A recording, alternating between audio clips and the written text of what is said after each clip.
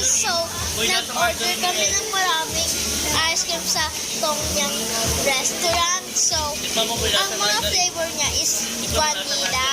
Vanilla? Yan. Bakit di vanilla? Vanilla? Yan. Tikman natin yung ice cream ng Tongyang. Ano lasa?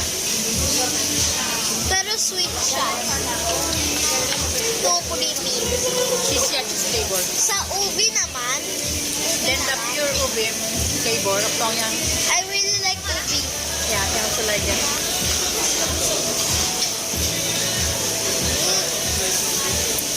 I guess 9 out of 10. 9 out of 10. Hindi masyadong matamis, sakto lang. Okay, next is chocolate. Ang dami na kinuha. Chocolate flavor. Yes. How was it? Good. 10 out of 10. It got peanuts. Shrimps.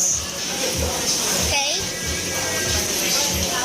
Today is Tita Noemi's Birthday. birthday. So, nalibre si Tita Noemi sa Tongyang. Andito